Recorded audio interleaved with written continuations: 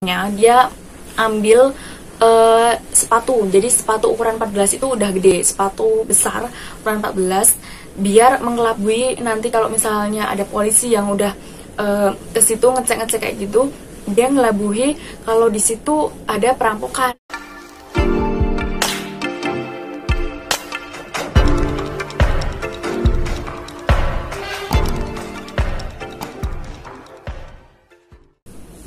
Hai guys, welcome to my YouTube channel. Gimana kabarnya? Semoga baik-baik aja teman-teman.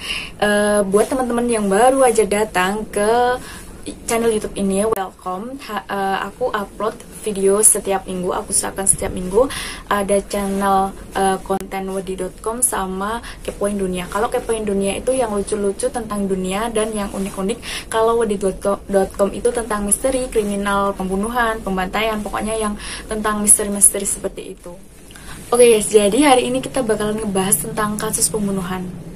Kasus pembunuhan yang benar-benar viral di tahun 2011, yaitu kasus pembunuhan yang terjadi di Lululemon. Jadi Lululemon itu kayak perusahaan gitu, kayak store, toko yang menjual baju atau celana untuk yoga, khusus untuk yoga gitu. Jadi itu termasuk besar lah di dunia, udah besar, tersebar di mana-mana, dan itu kayak udah merek gitu loh, brand, udah punya nama gitu.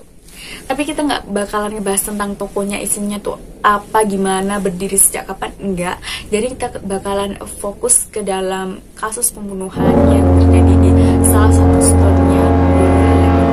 Penasaran gimana kasusnya? Langsung aja kita masuk ke videonya. So, jadi kasusnya itu dimulai ketika tanggal 11 Maret 2011. Ini sudah 9 tahun yang lalu, tapi nggak apa-apa. Aku yakin teman-teman di sini banyak yang belum tahu juga tentang kasus ini. Jadi aku bakalan ngebahas kenapa aku tertarik, karena kasus ini tuh kayak bener-bener nggak masuk akal banget gitu. Karena ini tuh kayak partner gitu loh. Jadi kita mulai aja, kita mulai dari awal. Jadi tanggal 11 Maret 2011 itu terjadi di Bethesda, Maryland, US. Jadi malam itu ada namanya Norwood dan Moray. Jadi Norwood dan Moray itu adalah seorang, gimana ya, kayak penjaga tokonya gitu, penjaga tokonya Lululemon ini. Jadi mungkin saat itu shift malam ya, shift malam, terus 2 orang.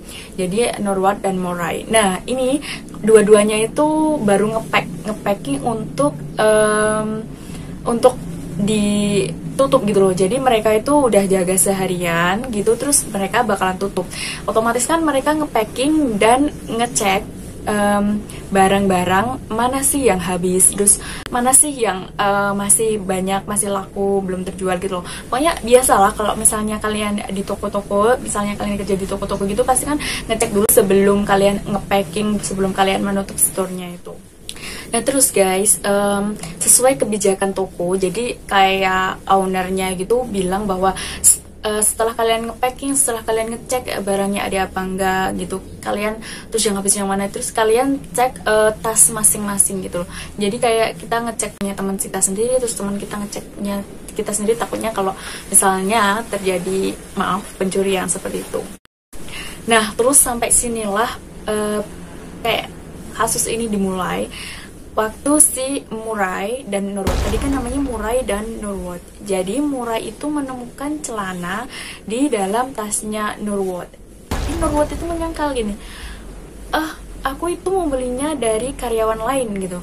Sedangkan si Moray itu memanggil karyawannya untuk bergabung, kayak diskusi loh. Ini kok ada celana di sini, ini gimana, katanya si Norwood tadi dia beli gitu. Padahal karyawan lain bilangnya gini, enggak kok, aku nggak beli. Akhirnya si Moray dan Norwood bertengkar di toko itu. Waktu packing itu tadi, dia berdua itu bertengkar di situ karena Norwood ketahuan mencuri seperti itu, dan Moray itu sesuai kebijakan toko kan nggak boleh namanya kayak mencuri gitu, makanya tasnya masing-masing itu digeledah satu persatu. Nah setelah bla bla bla bla bla bla semuanya nggak tahu gimana mereka terselesaikan gitu kan, kayak udah selesai, ya udah udahlah, mungkin si Murai capek, ya udah gitu. Terus si Nurwat itu ngajak si Murai, ayo kita ke belakang dulu sebelum kita pulang. Padahal kan ini posisinya toko udah tutup ya, di depan itu udah tutup dan mereka mungkin masih di bagian tengah gitu loh, belum ke belakang itu mungkin kayak seperti gudang gitu loh. Nah terus si Nurwat itu ngajakin si Murai, ayo ke belakang yuk gitu, anterin aku, kayaknya aku tadi dompetnya ketinggalan di sana deh, ayo kita anterin dulu deh sebentar sebelum kamu pulang gitu. Terus ngajakin si Murainya untuk ke belakang, si Nurwatnya. Ya namanya juga temen ya, partner kerja gitu kan, kalian pasti punya partner kerja, misalnya yang teman-teman kerja kayak temenmu kerja lah, kamu kan harusnya punya kayak ya kita kerjasama gitu loh, pasti kan punya kerjasama ya. Nah dia nggak curiga, si Murai itu nggak curiga diajak ke belakang sama si Nurwat, mungkin bener dompetnya ketinggalan gitu. Waktu mereka menuju ke belakang itu udah nggak ada orang, jadi cuman berdua tadi, yang temennya tadi udah pulang ceritanya, terus dia cuman berdua. Dan di belakang itulah terjadi pembunuhan. Jadi si Murai itu dibunuh sama Nurwat di belakang itu tadi, kayak di gudang itu, dibunuh di gudang dengan menggunakan palu, kunci pas, pisau, batang besi, dan juga mengangkat kayak batang besi itu yang buat ngangkat manekin gitu loh. Jadi kan manekin kan berat, nah itu kan batang besinya yang buat ngangkat itu dipukulin ke si Murai tadi, sehingga itu kayak mungkin sampai kepalanya pecah kayak gitu. Pokoknya semuanya ditusukin, terus pisau tadi ditusukin ke perutnya, ke badannya gitu. Di situ terjadilah pembunuhan pada malam itu. Nah waktu penyerangan itu katanya, waktu ini kayak waktu ditanya polisi gitu loh, waktu sehabis pembunuhan itu ditanya polisi itu, katanya si karyawan di Apple Store yang deket dengan Lululemon Store ini mendengar teriakan, ya Tuhan tolong aku.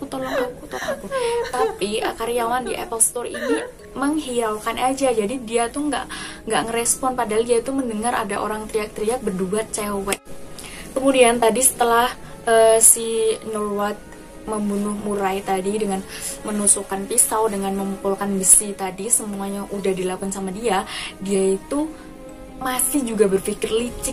Dia itu memindahkan mobilnya Murai, jadi dari parkiran di depan Lululemon Store tadi dipindahkan biar orang nggak curiga, oh ini mobilnya kok nggak pulang-pulang gitu, mungkin ada apa gitu, biar orang-orang nggak curiga, itu dipindahin guys. Jadi mobilnya entah dipindahkan kemana sehingga membuat orang-orang yang lewat itu nggak curiga, karena udah nggak ada kendaraan, terus nggak ada apa-apa, mungkin orang lewat ya udah mereka udah pulang gitu, kayak udah tutup, udah pulang, udah nggak ada orang di dalam gitu.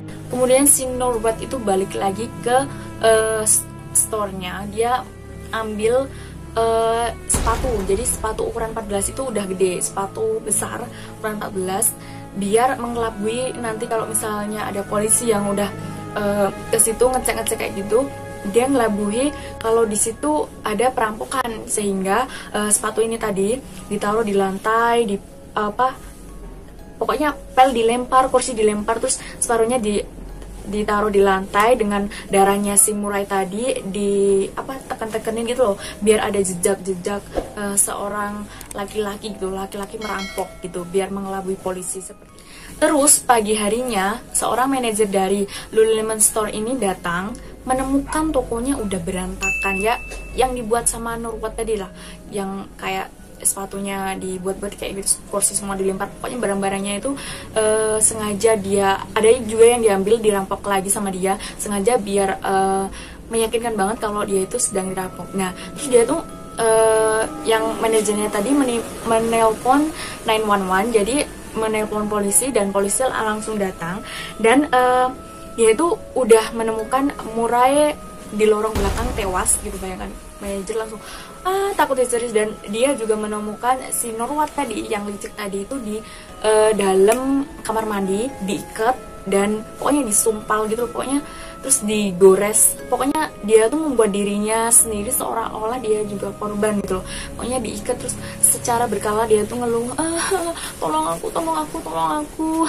sakit banget, pokoknya kayak gitu, lebay banget gitu, dilebih-lebihkan sama dia biar meyakinkan manajernya bahwa dia sedang dialami itu perampokan pria tadi.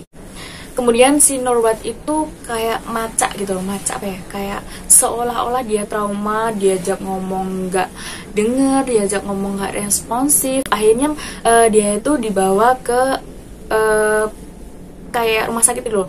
Nah setelah di rumah sakit dia itu kayak diinterogasi sama polisinya, gimana kok bisa jadi gini-gini, kok itu temenmu terbunuh di lorong itu gimana. Jadi dia cerita bahwa ada 2 orang pria besar-besar datang ke toko Lululemon tadi, ke store-nya, merampok pada saat mereka mau tutup tokonya gitu. Terus dia tuh bilang gini, salah satu dari 2 orang pria besar tadi, yang ini pria besar yang dibuat-buat sama si Nurwat tadi ya, membunuh Murai. Kemudian dia tuh pria besar itu mengancam Nurwat bahwa dia itu bakalan membunuh juga si Nurwat itu gitu. Jadi dia juga ngomong bahwa si Nurwat itu sudah mengalami pelecehan seksual. Nah.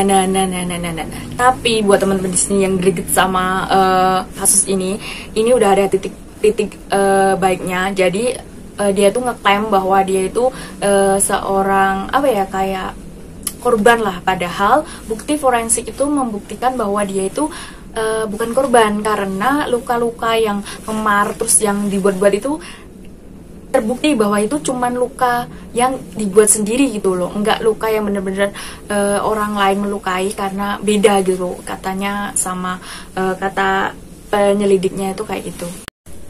Nah setelah si Nurwat itu pulang dari rumah sakit, pokoknya sekitar pada tanggal 18 Maret 2011 itu udah 6 hari setelah kejadian, akhirnya si Nurwat itu ditangkap oleh polisi karena kasus pembunuhan Murai. Jadi bukti forensik yang tadi aku bilang itu sudah mengacu ke si Nurwat, dan Nurwat nggak bisa ngelak lagi. Kalian tahu nggak fakta yang bener-bener aku bilang tadi bener-bener menyakitkan banget. Jadi si Murai itu mengalami 83 luka defensi dan 331 luka tikam dan pukulan. Nah, waktu ada luka tikam dan pukulan itu si Murai itu diketahui masih hidup guys. Jadi waktu teriak-teriak tadi itu dia tuh masih hidup, dan waktu mengalami luka defensi itu juga masih hidup guys. Jadi luka defensi itu kayak kerusakan saraf, terus pokoknya bener-bener lukanya udah masuk banget gitu loh. Misalnya di tulang seperti itu udah bener-bener ke tulangnya gitu loh, masuk banget. Dan Murai itu waktu keadaan itu tuh masih hidup guys. Andaikan misalnya ada yang App Store tadi dengar, pasti maaf masih bisa dirawat mungkin ya. Nah terus itu yang di bagian bawah kayak di tangan-tangan gitu ada 107 luka-luka. Tapi yang paling menakutkan itu ada 26 luka-luka yang terdapat di wajah. Bayangkan, yang tadi aku bilang kayak pisau itu tuh buat gores wajahnya si Murai tuh. Dan dia tuh kayak setanan, bener-bener semuanya tuh bener-bener diiris semuanya gitu loh, sampai dia tuh mengalami luka defensi itu semuanya ada 107 yang aku bilang tadi, semuanya saraf-sarafnya sampai terputus itu ada 107 luka defensi. Dan waktu itu aku bilang kan tadi ada dia tuh ada kepalanya Murai tadi kan aku bilang dipukul sama palu tadi loh, yang palu terus sama besi tadi. Nah itu tuh salah satu luka yang paling serius, ada luka tusuk di bagian belakang kepala Murai. Jadi itu mungkin kayak pisaunya itu juga buat nusuk kepalanya. Jadi udah kepalanya dipukul pakai besi dan ditusuk pisau juga. Nah terus putusan hakim itu pada Januari 2012. Jadi udah selama setahun lah kasusnya diusut itu. Terus pada Januari itu Nurwat dijatuhi hukuman penjara seumur hidup tanpa kemungkinan pembebasan bersyarat. Dari di sini tuh yang paling lucu kenapa? Karena Nurwat itu mengikat dirinya sendiri guys selama 8 jam yang tadi di WC tadi loh, biar orang-orang tuh percaya bahwa dia itu benar-benar dirampok. Padahal dia tuh nggak dirampok gitu. Terus dia langsung dijatuhi hukuman itu tadi, hukuman selama penjara seumur hidup itu dan tanpa kemungkinan pembebasan. Jadi kalau misalnya orang tuanya mau membebaskan dengan kasih uang itu nggak bisa. Jadi nggak ada kemungkinan untuk dia tuh bebas. Terus yang paling ngeselin kenapa? Karena pegawai yang App Store-nya tadi udah bilang bahwa dia itu nggak nolong karena dia ngiranya itu drama cewek-cewek. Bayangkan kayak, maksudnya drama cewek-cewek, cuman cewek-cewek lagi drama gitu loh. Jadi kayak bertengkar karena ini karena itu. Bayangkan gitu loh, padahal udah bilang tolong aku, tapi nggak denger. Bener-bener kesel banget sama pegawai App Store-nya. Andaikan dia bisa nolong gitu waktu si Murai teriak itu, terus dia nolong gitu kan, mungkin nyawanya bisa ketolong gitu. Tapi ya udahlah, ini udah terjadi dan rip buat Murai gitu, hanya karena barang guys, hanya karena barang yang mewah, yang mewah. Terus si Murai, si Nurwat tega membunuh temannya sendiri, partner kerja yang tiap hari ketemu. Bayangkan, partner kerja yang tiap hari ketemu dia bunuh guys, gimana rasanya? Jadi dia tuh gimana otaknya gitu loh. Ya ampun, ya ampun. Oke, jadi kasusnya sampai sini. Aku harap teman-teman enjoy sama videonya. Kalau misalnya teman-teman ada request, langsung aja komen di bawah video ini. Dan jangan lupa di like dan di subscribe buat aku biar semangat lagi buat konten-konten selanjutnya yang menarik buat teman-teman. Oke, thank you. Sampai jumpa di video selanjutnya. Bye-bye.